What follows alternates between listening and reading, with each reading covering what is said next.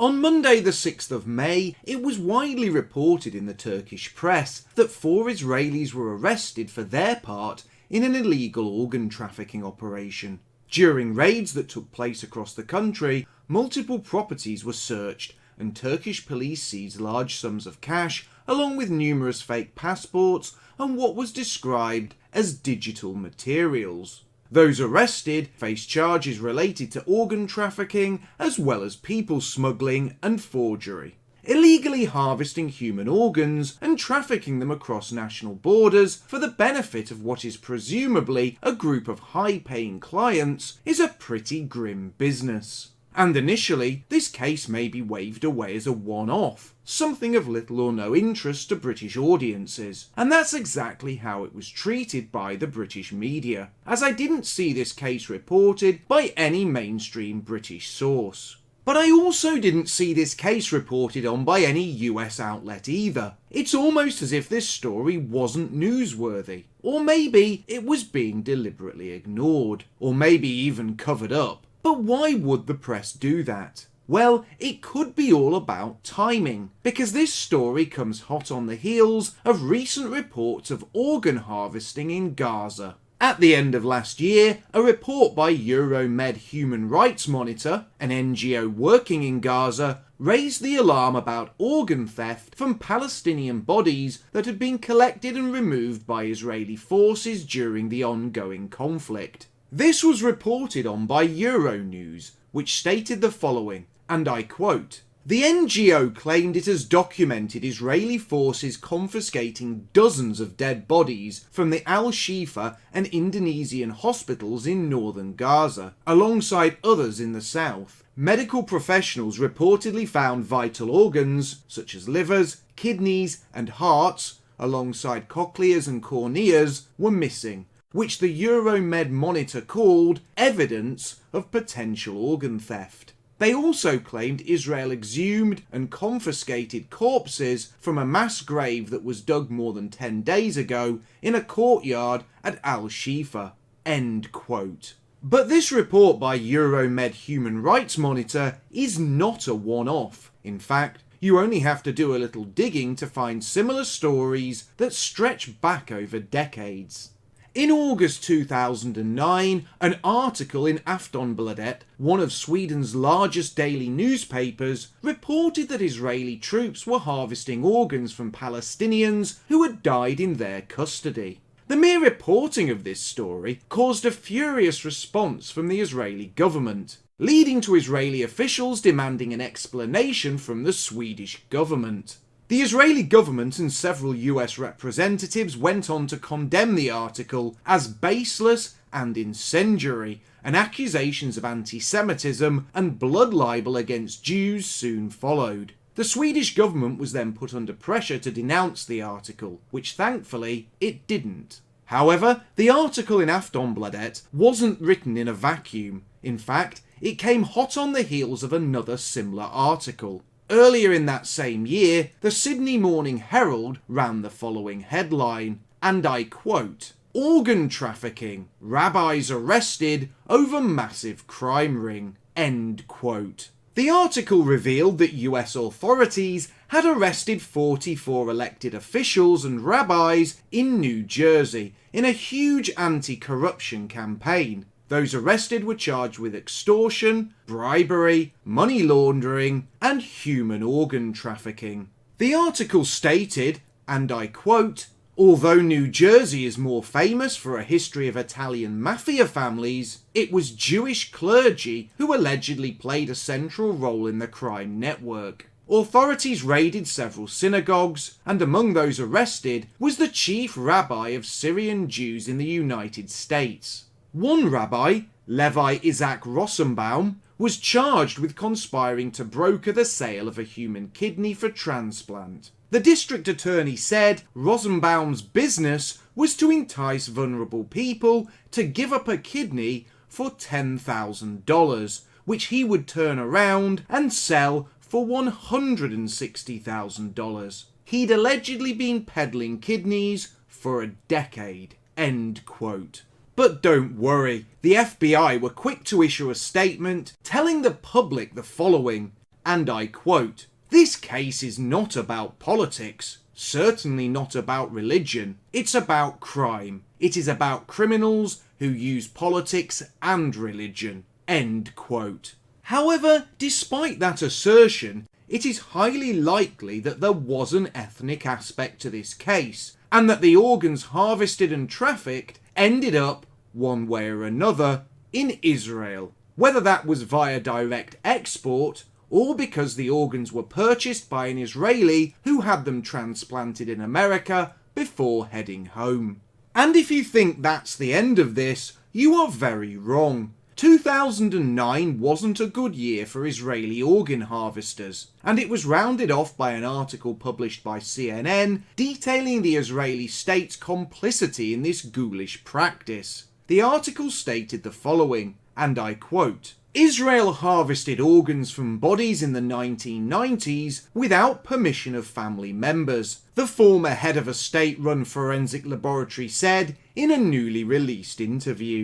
Government officials acknowledge that the practice happened, but emphasise that it ended years ago. In an interview in 2000, which was released to an Israeli TV channel and broadcast over the weekend, Dr. Yehuda Hiss, who was once head of the Abu Kabir Forensic Institute, discussed the practice. "We started to harvest corneas for various hospitals in Israel," Hiss said on the interview for Israel's Channel 2 network. "Whatever was done was highly informal. No permission was asked from the families," he said. Hiss said the harvesting also included heart valves, skin, and bones. End quote.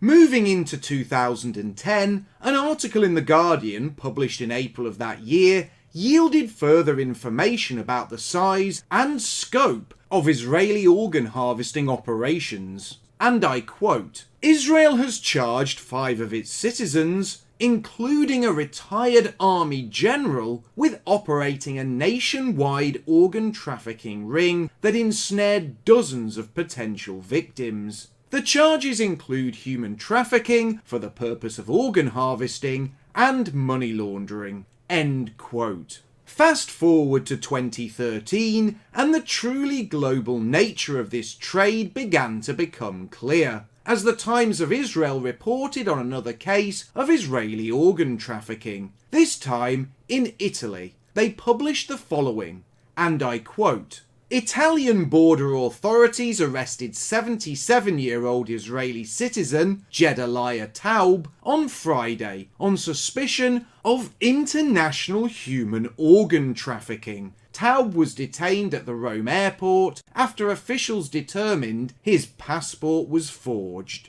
End quote. Later that same year, Haaretz, an Israeli news source, reported on a similar story, but this time the crimes took place in South America. An Israeli organ trafficking ring was uncovered in Costa Rica. Costa Rican police stated that they learned that doctors were performing kidney transplants to sell to patients in Israel. In some cases, Costa Ricans were being trafficked to Israel in order to have the surgery done in Israeli medical facilities. Costa Rican authorities raided a number of medical laboratories and clinics suspected of involvement in the organ harvesting ring. Costa Rican Attorney General Jorge Chavera said that 2 people arrested in the raids were just the tip of the iceberg of the organ trafficking network. One of those arrested was in touch with Israeli doctors and had been testing the suitability of the local residents who were to be trafficked so that their organs could be harvested in Israel. Then, in 2018, a similar story was reported on by German website Deutsche Welle. This time, the arrest of an Israeli organ trafficker took place in Cyprus. But the network he was involved in was far larger and had a much greater reach than those mentioned previously. Deutsche Welle wrote the following, and I quote, "Police in Cyprus have arrested an Israeli man described as the ringleader of a worldwide organ trafficking network that operated out of the tiny Balkan country of Kosovo several years ago." Moshe Harel is accused of luring donors from Eastern Europe, Turkey, and the former Soviet Union to Kosovo, promising to pay them €12,000 for a kidney. He then allegedly charged people, most of them Israelis, as much as €100,000 for the implant. End quote. The article reports that Moshe Harel preyed upon poor people in Eastern Europe, Central Asia, Turkey, and Russia. The more you dig, the more it becomes clear that organ harvesting is a truly global trade, and during the research for this piece, I uncovered numerous other reports of organ trafficking from all over the world. But the common thread between them all is Israeli involvement. But what makes this even more eye-opening is how long this has been going on for, with reports of such criminality stretching back for decades. And whilst it isn't often discussed in the West, in Israel, the illegal trade appears to be an open secret, being the subject of books and documentaries.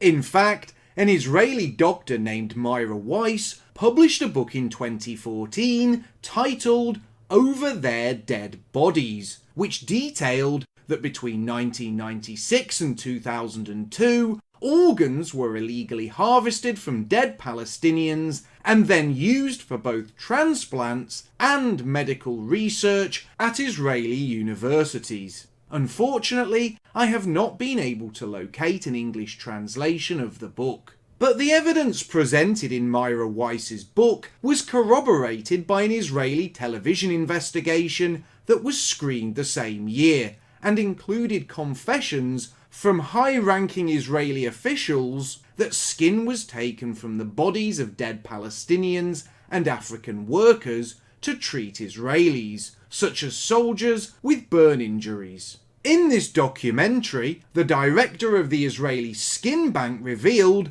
the country's reserve of human skin reached 17 square meters, a huge number relative to Israel's population. The evidence of these organ trafficking networks can be found all over the world, and it is both clear and overwhelming, and I am sure that if you spent a few moments with your favourite internet search engine, you too could find similar reports of organ trafficking that involves Israelis.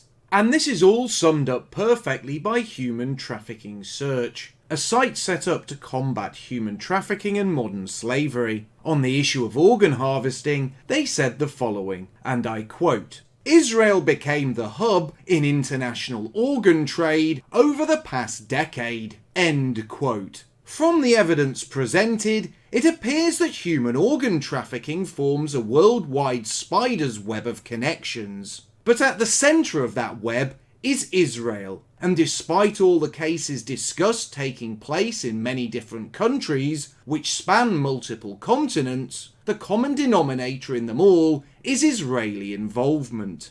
But what is even more alarming is that these horrific practices are not confined to backstreet clinics operated by criminal gangs. They take place in Israel's state-run hospitals and universities, and involve Israeli government officials, high-ranking military officers, and even religious leaders. And whilst this all seems to be an openly discussed fact in Israel, for some reason, on the rare occasions when Western news outlets do talk about the issue, the term anti-Semitism is deployed in order to stifle discussion.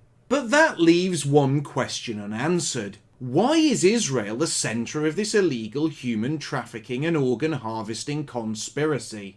Well, after some research, it appears that a lot of this stems from Jewish religious or spiritual beliefs, which many cite as a reason as to why Israeli Jews do not sign up as organ donors, with some sources reporting as little as just 12% of the Israeli population are registered as organ donors.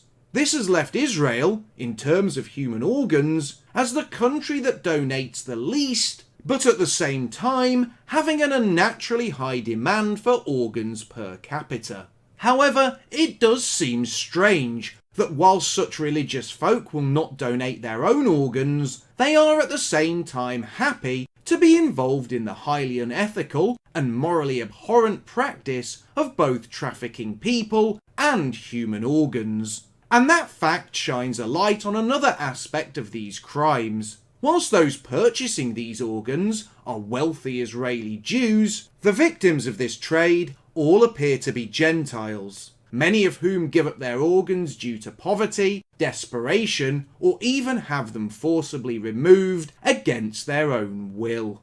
But of course, none of this is considered newsworthy in Britain, and Israel continues to enjoy the unequivocal support of the British government.